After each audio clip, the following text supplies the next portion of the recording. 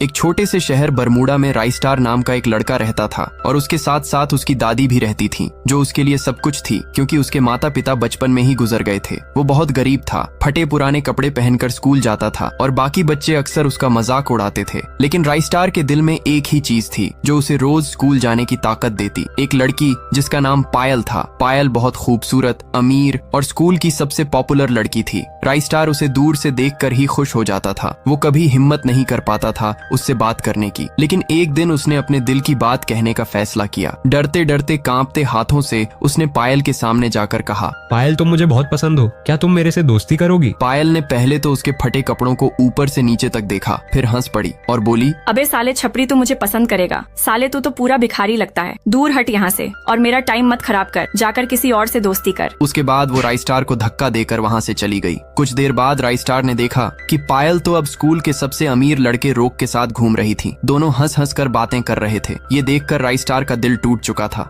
वो स्कूल से बिना किसी को कुछ बताए चुपचाप चल दिया। उसके कदम भारी थे, आंखें नम थीं और दिल में सिर्फ एक दर्द था। और वो सोचता है कि अब मुझे इस फ्री फायर वर्ल्ड को छोड़ देना चाहिए और खुद को खत्म करने के लिए जाने लगता है। लेकिन तभी उसे रास्ते में एक चमकती हुई बोतल दिखाई देती है। वो एक पुरानी सी धूल भरी बोतल थी। राइस्टार गुस्से में उस बोतल को लात मार देता है। बोतल जमीन पर गिरते ही तेज रोशनी फैली और उसके अंदर से एक खूबसूरत लड़की जिन्न बाहर निकल आई। उसकी आंखें नीली, बाल हवा में उड़ते हुए और चारों तरफ चमकती रोशनी। वो मुस्कुराई और बोली, मेरा नाम जारा है और तुमने मुझे आजाद किया है, इसलिए मैं तुम्हारी 3 विश पूरी करूंगी। तो बताओ मैं तुम्हारी क्या इच्छा पूरी कर सकती हूँ? राइस्टार हैरान था, डर भी रहा था। फिर वो अचानक जल्दी से भागकर घर आ गया, लेकिन जारा भी उसके पीछे पीछे घर आ गई। उसने सोचा कि ये कोई चुड़ैल होगी जो उस जादुई बोतल से निकलकर उसके पीछे पड़ गई थी। उसने कांपते हुए कहा कि अगर तुम सचमुच इतनी शक्तिशाली हो तो उसकी दादी को गायब करके दिखाओ। जिन्न ने मुस्कुराकर अपनी उंगलियां छटकाईं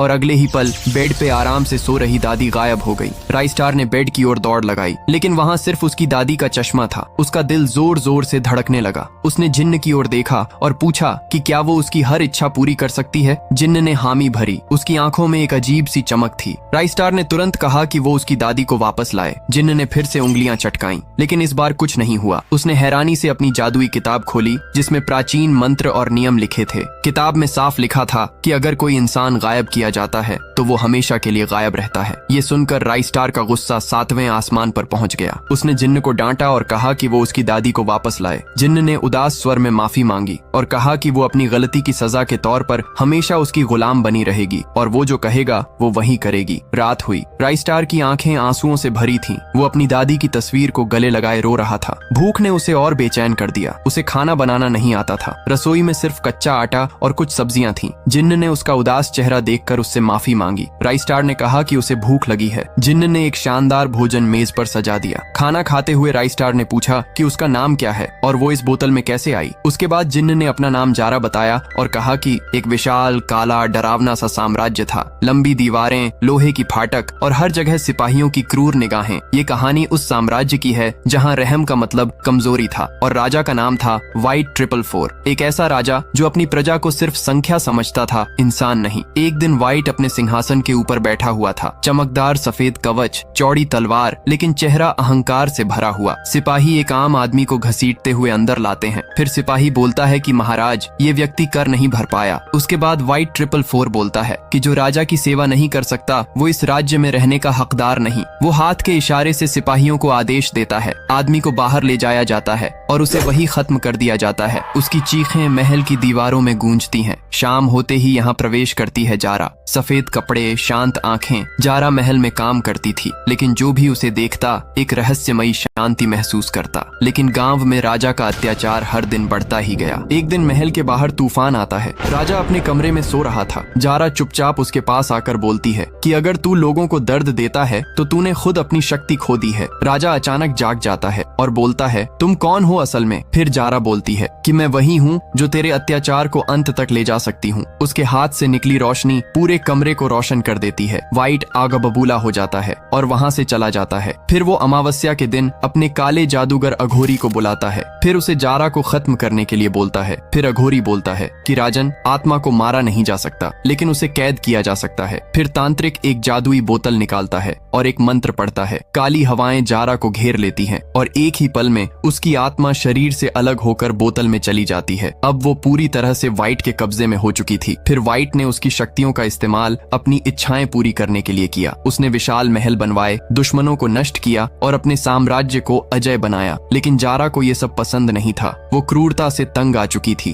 उसने देखा कि राजा निर्दोष लोगों पर अत्याचार करता था, गांवों को जलाता था और अपनी सत्ता के लिए कुछ भी करने को तैयार था। जारा का दिल टूट गया। उसने फैसला किया कि वो अब और राजा की गुलामी नहीं करेगी। एक दिन जारा को एक मासूम गांव को नष्ट करने का आदेश दिया गया। जारा ने इनकार कर दिया। उसने अपनी शक्ति का इस्तेमाल करके राजा के खिलाफ बगावत की। राजा ने गुस्से में उसे श्राप दिया कि वो उस बोतल में हमेशा के लिए कैद रहेगी। लेकिन जारा इतनी आसानी से हार मानने वाली नहीं थी। उसने अपनी आखिरी शक्ति का इस्तेमाल करके बोतल को राजा के महल से दूर भेज दिया। बोतल एक घने जंगल में जा गिरी, जहाँ वह सदियों तक मिट्टी के नीचे दबी रही। वाइट का साम्राज्य समय के साथ धूल में मिल गया, लेकिन बोतल का रहस्य जिंदा रहा। वह जंगल धीरे धीरे बरमूडा गांव के खेतों में बदल गया, लेकिन बोतल वहीं दबी रही। और फिर एक साधारण दिन राइस्टार ने उस बोतल से जारा को बाहर निकाला। फिर राइस्टार जारा से बोलता है कि कल स्कूल में एक पार्टी होने वाली है, तो मुझे बहुत अमीर आदमी बना दो। जारा बिल्कुल वैसा ही करती है। अगले दिन स्कूल में बहुत बड़ी पार्टी रखी गई थी। लाइटें चमक रही थीं, डीजे चल रहा था, सब दोस्त यार नाच गा रहे थे। पूरा स्कूल फैंसी सज चुका था। हर कोई अपनी लाइफ का बेस्ट टाइम एंजॉय कर रहा था।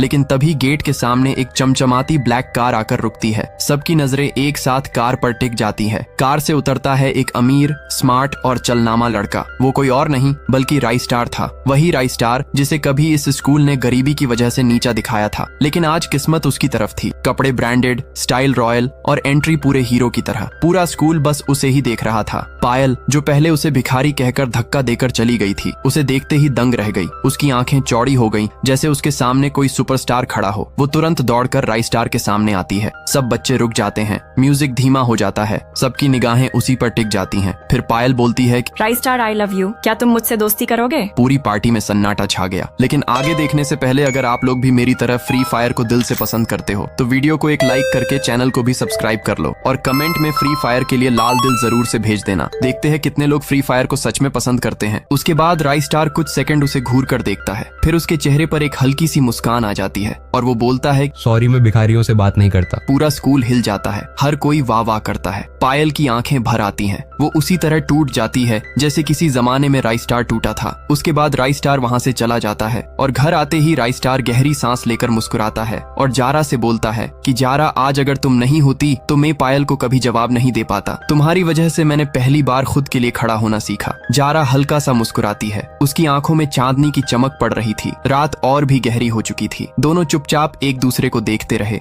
लेकिन दिल की धड़कनें साफ सुनाई दे रही थीं। राइस्टार धीरे से उसकी ओर बढ़ा। अब जारा राइस्टार की हमेशा के लिए गुलाम थी। तो क्या राइस्टार जारा की शक्तियों का गलत इस्तेमाल करेगा या वो इस जिन्न लड़की जारा के साथ एक नई कहानी लिखेगा? जानिए पार्ट 2 में। और गाइस, आप लोगों को ये वीडियो थोड़ा सा भी अच्छा लगा तो अपने फ्री फायर वाले दोस्तों को जरूर से शेयर कर देना। मिलते हैं एक नए वीडियो के साथ, तब तक के लिए बाय बाय।